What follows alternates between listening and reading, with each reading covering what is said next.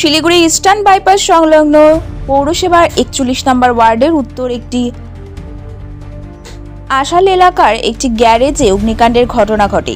খবর পেয়ে ঘটনাস্থলে পৌঁছায় দমকলের দুটি ইঞ্জিন। সূত্রের খবর, ওই গ্যারেজে প্রচুর পরিমাণে কিছু কাঠ মজুত করা ছিল।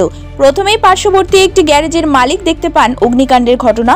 তারপরেই স্থানীয়রা গেট ভেঙে ভিতরে ঢুকে নিজেরাই আগুন নেভানোর চেষ্টা করে।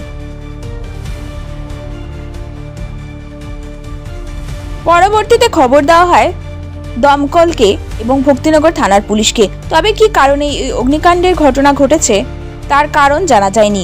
কোনো হতাহতের অবশ্য খবর নেই।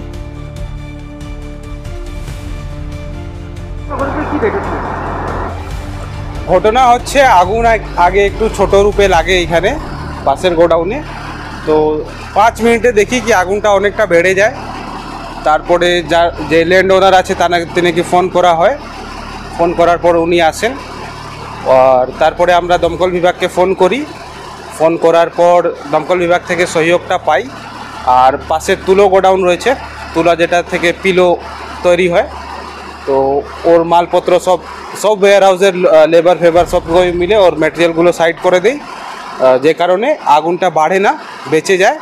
আর দমকল বিভাগের সহযোগ থেকে আগুনে কাবু পাওয়া গিয়েছে। গোডাউন ওয়্যার হাউস ল্যান্ড ওনারের নাম হচ্ছে ডন রয়। না, সবার কাছে নিজের ফায়ার এক্সটিংগুইশারগুলো রয়েছে, কিন্তু অত বড় আগুনে সেই সব দিয়ে কাজ হতো না, সেই জন্য দমকল বিভাগকে ফোন করেছি। আপনার নাম? রূপম কুমার জয়সওয়াল। কোন এলাকায়? Ward number 41। এটা নাম ইস্টার্ন বাইপাস নিয়ার কেপি উদ্যোগ।